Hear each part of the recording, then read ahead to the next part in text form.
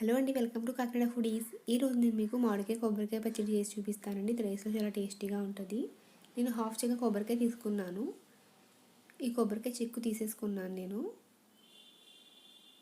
1 medium size మామిడికాయ తీసుకున్నాను.